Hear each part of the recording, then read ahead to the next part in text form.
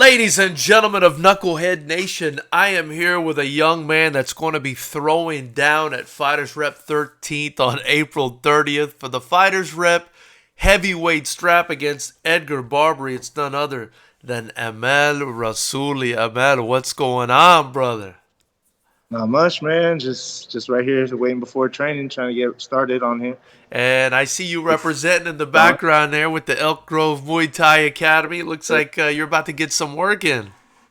Oh, you know it, man. It's a daily grind, daily grind. I'll say that. And I'm loving the Fairtex in the back. You know Oh yeah, you know. they're our sponsor. You're going to be wearing their gloves for this fight, right? Yeah, I saw that. It made me really happy because I love Fairtex gloves. My crew has a close relationship with Fairtex Camp, so it's dope. It's awesome to be with Fairtex too. That's very cool, man. I wanted to start this off on a personal note, right? You know, All right. you're gonna have to break down, the name for me and let me know because that's actually my mother's name. Amal is actually my mother's name. Uh, that's and it, crazy. and That's and I know it means hope in Arabic, and I yeah. just want to know, where you got the name from, and give me a little bit about your background. Well, my parents are immigrants from Afghanistan. They came here like in the, I think, late 80s, early 90s, late 80s more, mid 80s. They went from Afghanistan to Pakistan and then from Pakistan to America once they got all their like stuff, figured out. Yeah, yeah. Uh, and yeah, I'm the third of four children from my parents. Um, and I guess I'm just a part of their not just a part, but like in terms of my name, I guess they had and they still have high hopes for me. That's awesome, man. That's awesome. I And, like that. I do a lot for them. I try to do what I can. Um, I mean, of course, I wanted to go to college and get my degree for myself, but one of the main things was I wanted to get a degree for my parents. Have their first generation kid get their degree in college, which I did. I got my degree 2 years ago. I finished at Humboldt State. So, Congrats on that. hey, I appreciate that. I appreciate that. Yeah, yeah. A lot of this is for them. Like a lot of everything I do is for them. Um, and yeah, pretty much that's. I guess since my name means like hope, I just try to kind of live up to that in some kind of way that isn't beholden to me, but I feel like I have to do something about it. I love it, Avan. I love that, man. That's a great introduction into Thank getting to know you, man. And I'm assuming. I mean, it's what I'm hearing from your crew, who, let me tell you, is 100% like the most the most supportive person. Every time I you. spoke to him, he's in my ear. Get my guy Avan a title shot, man. He's ready. This guy's ready. So I love that. I love that. But yeah, we it's the first time we're working with you. I've heard nothing but great things about you. You're 4-0 now as an amateur. You've also had, I believe, a PKB fight as well. But Yeah, that would be, I guess, 5 fights you could call it. I'm sure you've been doing a ton of work this right. past couple years. Kind of tell me, do you do this for your parents? You do this for your family? But I mean, how do they feel about their baby boy becoming a fighter? So my mom had a tough enough time with me playing football in high school. I Uh, see. I see. so and then all throughout the time when I was a kid, I wrestled in high school too. But even from when the age I was a kid, I loved WWE. And then once UFC started hitting the airwaves, I started loving UFC. Like I fell in love with UFC. Yeah. And instantly my mom was like, "No, none of that, none of that." When I told her I would go wrestle, I'm gonna join the wrestling team in high school. She thought we were gonna be punching on each other, doing MMA and all this and that.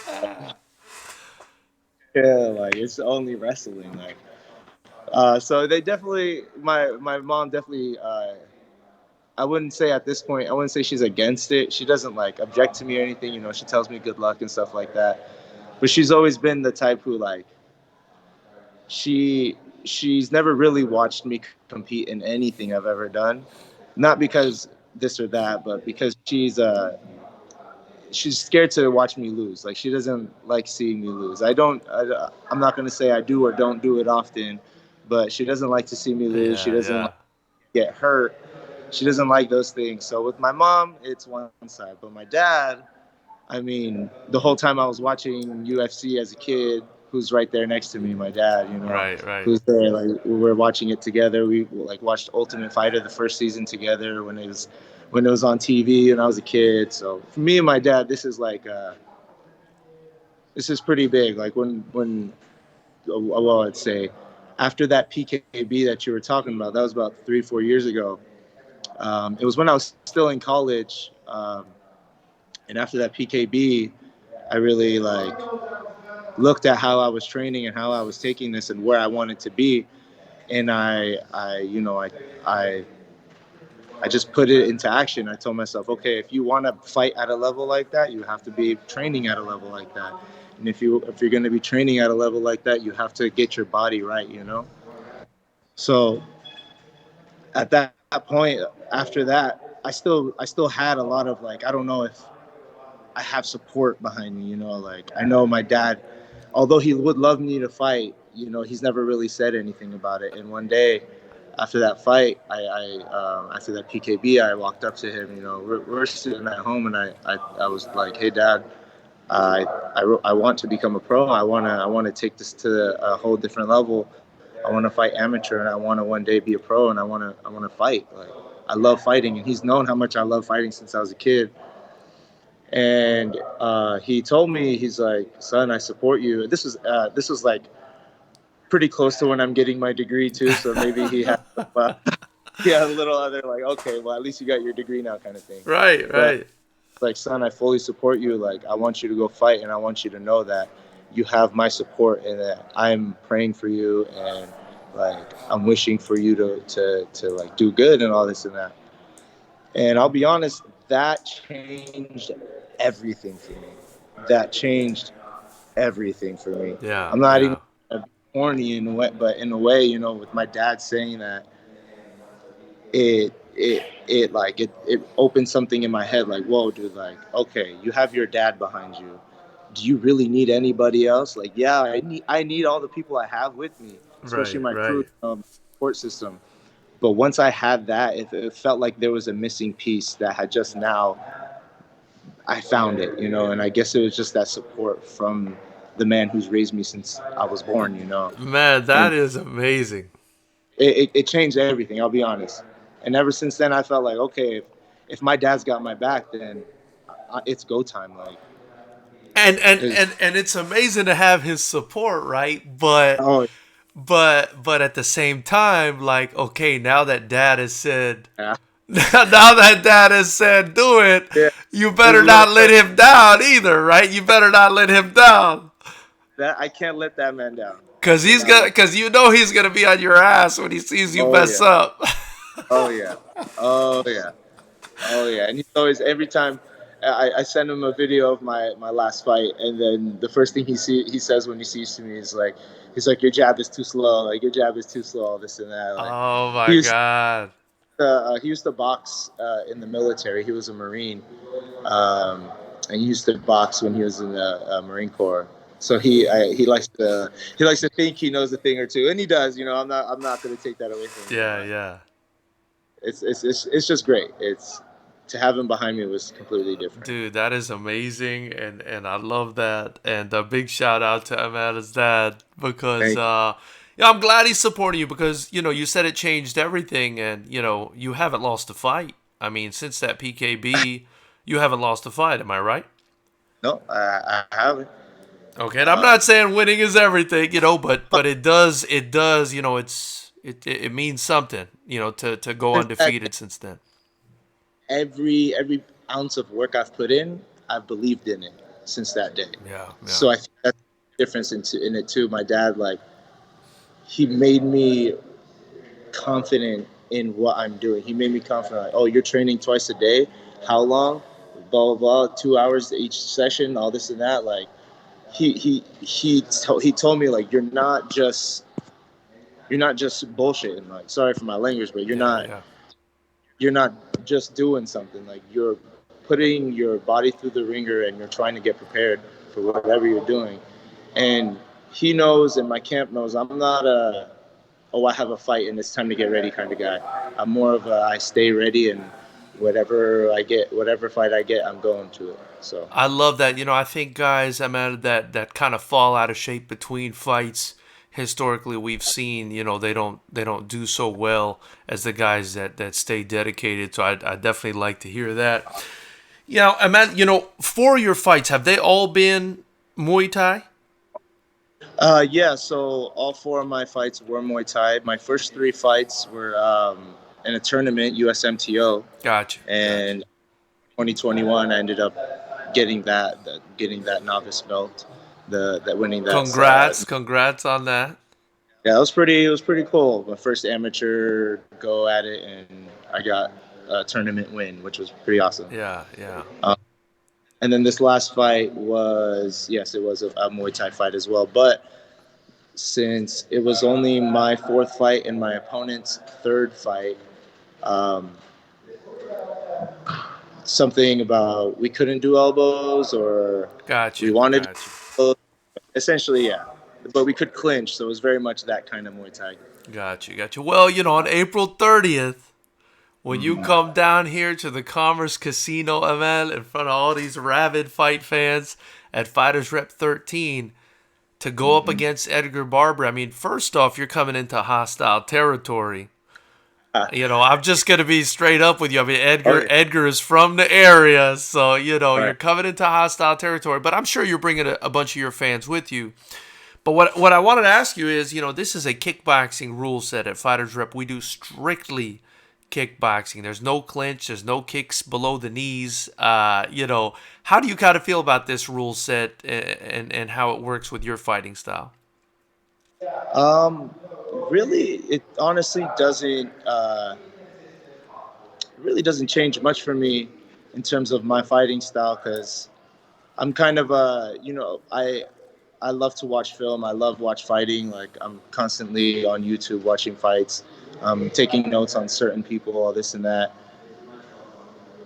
A lot of the people I'm watching most of the time, or a lot of the dudes I'm studying on, it's K1 fighters. It's kickboxers. It's one championship kickboxing. A lot of it's Muay Thai too, but you don't see a lot of big men in Muay Thai, but you do see a lot of big men in Oh kickboxing. yeah. Oh yeah. So I don't have much to look at in terms of people my size in Muay Thai, but I've had a lot of film to look at in terms of people, and kickboxing at the heavyweight size. So a lot of what I do, or at least in my head, a lot of what I think I do is K1. So Yeah. And speaking of big men, 6'3" am I right? Gonna be weighing yeah, in probably at 250 or 260 pounds come fight night, something like that. something like that. We'll see where I'm at fight night, but we'll see. Yeah. Something like I like something like that. I say that a What lot. are you walking around at right now? It's fluctuating to 55, 260, 265. Gotcha. Just kind of, Gotcha. yeah. Big Salt strong guy. intake. Big strong guy. Got you. So Ahmed, you mentioned football. When I think football, I think explosion, I think power, I think speed. And, interestingly enough, Edgar, your opponent, who, has more experience than you in fighting, but is not quite as big as you are, was Right. also a football player. Oh, nice. Also a quick, pretty explosive guy for his size. How do you feel about this fight? What do you know about Edgar?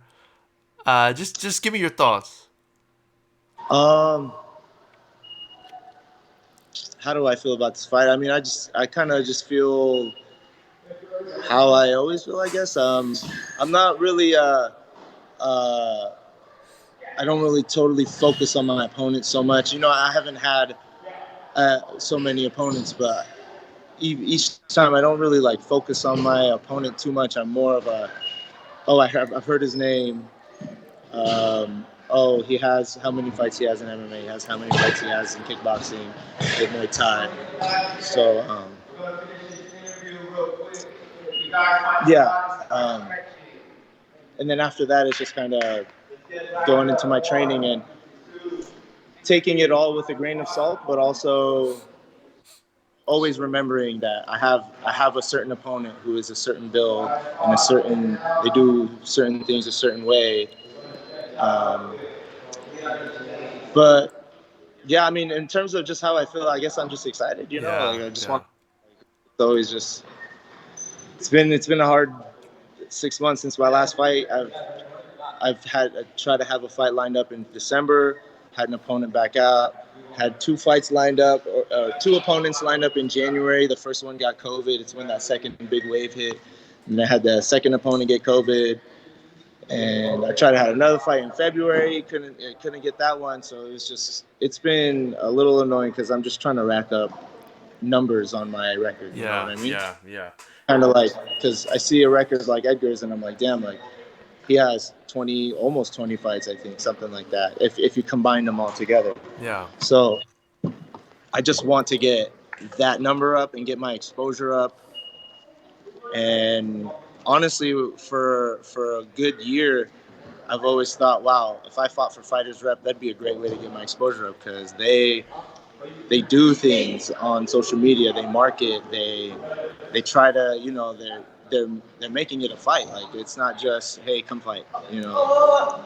I So love to hear that, man. That means a ton to me, man. That means a I was ton. really excited. I was so excited. I was like, Fighters Rep, let's go. Like, come on, man. Like, I really like it. I really like how you guys are on social media. You guys are highlighting the fighters. Like, it's dope, man. It's really dope. Thank you, man. I mean, that's what it's all about, man. I mean, of course, we're trying to build the brand, but, you can't build the brand without building the fighters, right? They're the ones, they're the performers, We're just kind of the event that comes together, but they're the performers. So it's all about you guys, man. And, I love to hear that. And that's why I love this fight so much, man. I mean, it's got everything, right? It's two heavyweights that are very good.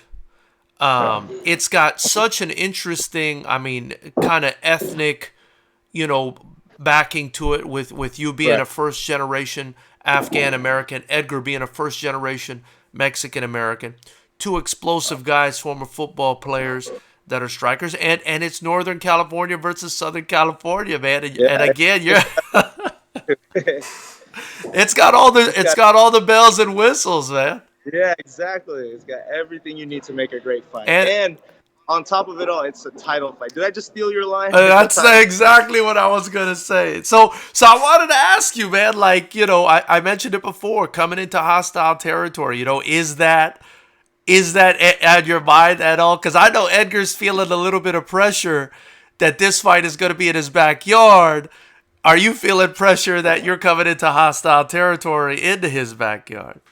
Um, Gosh, maybe I'm naive in saying this, but I mean, I don't really feel too much pressure in terms of that. Like, I'm not a like a bad person, or like I'm not gonna be all like screw this town or whatever. You know, I love Yeah, LA. yeah, yeah. Like, I hope I'm not hated on just cause. But if that happens, it happens. I'm about the guy who's standing across from me and what I got to do for that. For sure. And if anything, if any of that happens, it'll probably just make me smile and I'll enjoy what I'm doing more. Like it's fun. It's all fun to me. For sure. And I want to say two of the best heavyweights in the amateur ranks for sure. I mean, this is going to be an Oh yeah. incredible fight. So to the people I'm that excited. haven't already, get your tickets and live stream at FightersRep.com or just join the YouTube channel if you can't make it for $9.99 a month. You'll be able to watch Ahmad throw down with Edgar Barberi for the Fighters Rep heavyweight strap. But Ahmad, there's a hotel at the Commerce Casino that you're going to be spending the night at ahead of these fights, so there's no reason people can't fly out and join us, right? Right, right. Oh yeah. Yeah, it'll be a good time. I got make sure you come out and watch the show. It's going to be a great fight. Got great fights all night, but them title fights is going to be a good one. For sure. And Amal, it is a pro-am card. I really enjoyed what you said about, wanting to be active.